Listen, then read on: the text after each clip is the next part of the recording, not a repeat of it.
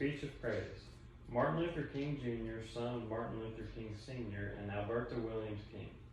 Originally, Martin was born with the first name of Michael, and it wasn't until later in life he opted to change his name to his father's to become a junior. This family was a very church-driven family, and it rubbed off on Martin in a very positive way. Martin's grandfather was the one that began this long tenure of church-going as he was pastor of the Ebenezer Baptist Church in Atlanta, along with King's father, who also became a pastor. This led Martin to becoming co-pastor at the same very church at a young age. King was a very bright and intelligent man since the start of his life. He even followed his ancestors' footsteps when it came to education. He graduated high school early at the age of 15, and then went on to his first post-high school institution, Morehouse College. It's a fact that his father and grandfather attended this college and graduated. King received a BA degree from here. It was after he enrolled in Crozer Theological Seminary and studied here for 3 years, he was eventually elected president of his mostly white class. This is where Martin Luther King Jr.'s story begins. He received a BD from where he enrolled in graduate studies at Boston University, where he thrived and achieved a doctorate degree in 1953. Dr. King had been all over the world, but it would eventually all pay off and be worth it in the end. King accomplished an astonishing number of things during his lifetime that are very worthy of our praise. And when we look at the virtues of human beings, MLK is a special someone who we should very well look up to. Dr. King graduated from being a co-pastor when he was younger to becoming a pastor of a Baptist church in Alabama in 1954, where he started to influence his opinion on equality and civil rights for his colored race. He led a multitude of organizations throughout his career. His first was called the Montgomery Bus Boycott, where Martin was able to show an immense amount of perseverance. This boycott sparked when a now famous colored seamstress, Rosa Parks, refused to give up her bus seat to a white person in December of 1955. She was taken to jail because at the time the law was whites in the front, blacks in the back. King at the time was young and respected and chose to be president of the Montgomery Improvement Association. He led a boycott and racial segregation on the bus system in that city and was later arrested in 1956 for overseeing the boycott. It is incredible that King keeps going after getting out of prison. Dr. King also needs to be praised of how loving he was and how much he emphasized love.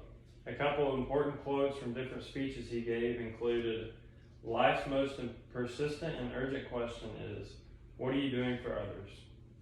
Another quote included, "Man must evolve for all human conflict a method which rejects revenge, aggression, and retaliation.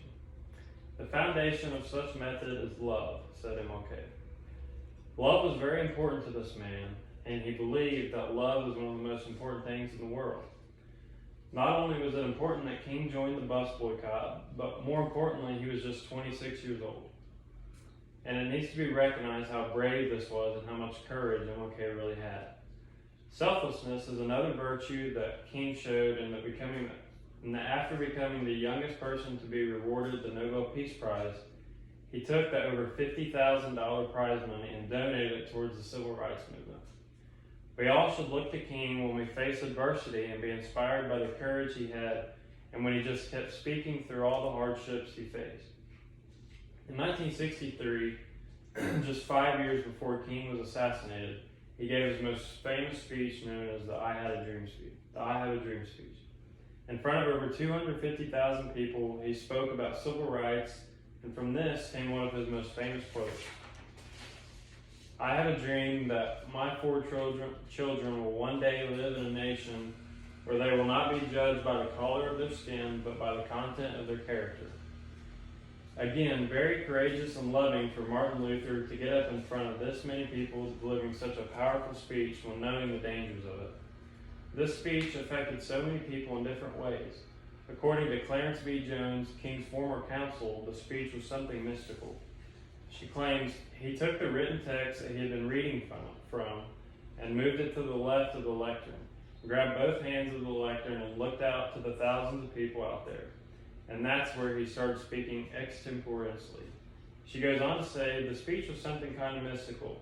The speech was, in its content, not a profound analysis or commentary, but it's the way he spoke and the intensity of how he felt. It is important for me to recite this poem about Martin Luther King Jr.'s legacy by Susan Altman and Susan Lechner. They tried to kill the dream when they shot down Dr. King, but the dream he preached remains alive in spite of everything. The dream of equal justice, of freedom, of liberty, the dream that all the world can live as one community. In spite of all the hatred, suspicion, rage, and strife, the dream is there for all who seek to find a better life. Though Martin Luther King is dead, the dream he preached lives still in hearts of all good people, and it always will. Martin Luther King Jr. is very worthy of our praise, and we should look up to him when facing toughness or adversity. King accomplished many great things that helped revolutionize how the world is today. MLK showed great perseverance, courage, and was very loving and caring towards everybody. Thank you.